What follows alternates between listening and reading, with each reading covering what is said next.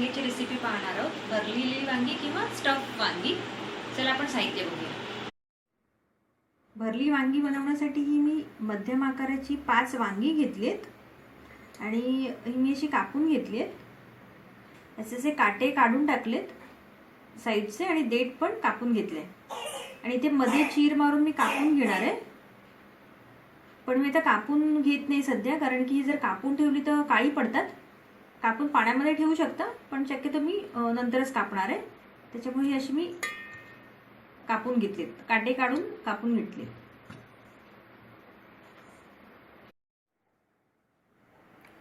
मी ते पाव कप ओलं खोबरं घेतले, पाव कप कांदा घेतलाय लांबट चिरून, पाव कप शेंगदाण्याचं कूट आहे. हे मी शेंगदाणे भाजून त्याचं कूट केले जाडसर असं. ह्या 5 पाकळ्या लसणाच्या आहेत, थोडं आल्याचा तुकडा आहे आणि कोथिंबीर आहे. इथे मी हा चवीप्रमाणे मालवणी मसाला घेतलाय. तुम्ही कोणताही तुमचा साठवणीचा मसाला घेऊ शकता. चवीपुरतं मीठ आहे, पाव टीस्पून गरम मसाला पावडर आहे आणि पाव टीस्पून हळद आहे. आणि हे फोडणीसाठी पाव टीस्पून मोहरी आहे, जिरं आहे पाव टीस्पून आणि चिमूटभर हिंग आहे. आता प्रथम कांदा खोबऱ्याचं वाटण करून घेणार आहे.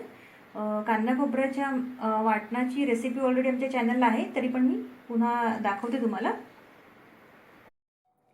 मी ते गॅसवरती पॅन गरम करत ठेवलंय आणि चमचाभर तेल टाकलं त्याच्यात. तर मी त्याच्यामध्ये कांदा घालून लालसर होईपर्यंत परतून घेणार आहे. चांगला लालसर होईपर्यंत परतून घ्यायचंय. तर आपला लालसर झालाय चांगला कांदा. मी जवळजवळ 3 ते 4 मिनिटं मीडियम गॅसवरती परतून घेतले. आता हे मी ओलं खोबरं घालते त्याच्यामध्ये आणि अजून मी 3-4 मिनिटं परतून घेणार आहे. हे आपलं कांदा आणि खोबरं चांगलं लालसर झाले. मी गॅस घालून ते गार व्हायला ठेवणार आहे.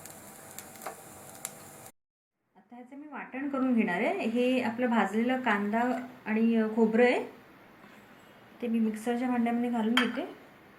आणि हे आलं आणि लसूण आहे आणि ही कोथिंबीर आहे. हे मी थोडंसं पाणी घालून बारीक वाटून घेणार आहे मिक्सरमध्ये.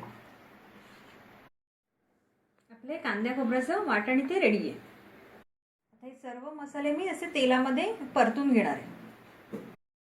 इथे मी गॅसवरती कढई ठेवली आणि त्याच्यावरती 1.5 चमचा तेल टाकले. तेल असं चांगलं गरम झालंय. आता मी इथे फोडणी घालून घेणार आहे. ते मी ही मोहरी घालते.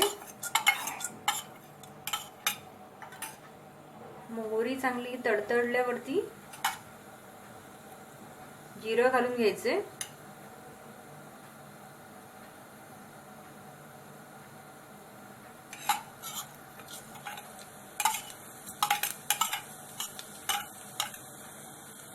आणि आता हिंग घालणार आहे मी.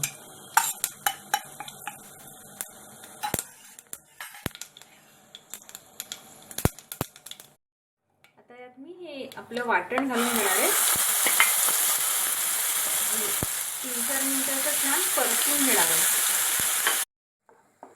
आता हे 3-4 मिनिटं चांगलं परतले मी वाटण. आता त्याच्यामध्ये मी हळद आणि गरम मसाला पावडर घालते. आपला मसाला, लाल मसाला,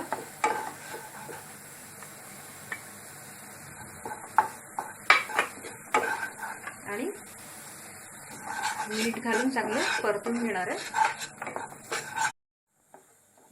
हा मसाला मी छान असं 3-4 मिनिटं परतून घेतलाय. मसाल्यांचा खूप छान सुगंध पसरलाय. आता मी शेंगदाण्याचं कूट घालून पुन्हा 2-3 मिनिटं असं परतून घेणार आहे छान. सगळे जिन्नस आपले असे एकजीव झालेत चांगले. आता मी गॅस घालून घेणार आहे आणि गार व्हायला ठेवणार आहे. हे वांग्यामध्ये भरण्यासाठी आपलं सारण रेडी झाले. आता हे मी वांग्यामध्ये भरून घेणार आहे. आता ह्या वांग्याला चीर देणार आहे मी आणि त्याच्यामध्ये स्टफिंग भरून घेणार आहे, सारण भरून घेणार आहे ते. आपल्याला अशी चीर द्यायची आहे, असं हे कापून घ्यायचे आणि ह्याच्यामध्ये हे सारण भरायचे. हे मी वांग्यामध्ये सारण भरून ठेवले, असं व्यवस्थित हाताने भरून घ्यायचे. ते बाकी वांग्यांना पण मी असंच भरून घेणार. ही आपली वांगी भरून रेडी, सारण भरून रेडी झालेत आणि आता हे एवढं वाटण उरले ते मी त्याच्या ग्रेव्हीसाठी वापरणार आहे. ते मी कढई ठेवली गॅसवरती आणि मी 1 चमचाभर तेल ठेवले गरम करत इथे आणि त्याच्यामध्ये मी आता आपले वाटण घालून घेणार आहे. जे उरलेलं वाटण आहे आपलं ते मी घालून घेणार आहे. त्याच्यानंतर मी 1 वांग घालून घेणार आहे. मी 2 मिनिटं हे मी असंच परतणार आहे पाणी न घालता. ते 2 मिनिटं मी असं सुकं परतवून घेतले आणि याच्यामध्ये आता जवळजवळ पाव कप पाणी घालणार आहे. मी स्लो गॅसवरती शिजत ठेवणार आहे. जवळजवळ 7-8 मिनिटं मध्ये मध्ये बघत राहायचे. तर मी झाकण ठेवणार आहे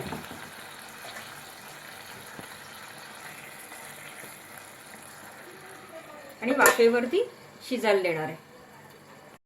आता ही वांगी आपली एका साईडने शिजली गेली, मी असं आता परतून घेणार आहे आणि दुसऱ्या साईडने पण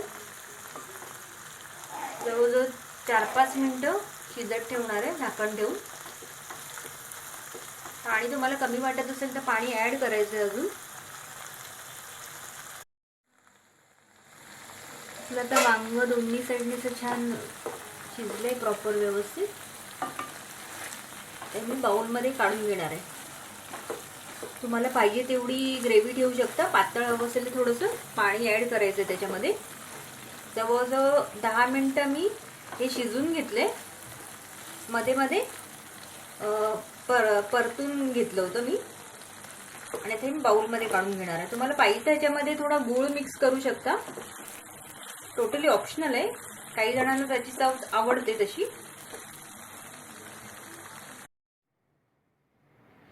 आपली भरलेली वांगी रेडी झालेत. मी बाउलमध्ये काढून घेतलेत. वांग्याचा खूप छान सुगंध पसरलाय आणि अशा प्रकारे बनवलेली वांगी टेस्टला पण खूप छान होतात. ही भरलेली वांग्याची रेसिपी तुम्हाला आवडली असेल तुम्ही नक्की करून बघा. एकदम छान रेसिपी आहे आणि शेअर करा, लाईक करा आणि नवीन नवीन रेसिपीसाठी आमचं चॅनल सबस्क्राईब करा. रेसिपी बघितल्याबद्दल धन्यवाद.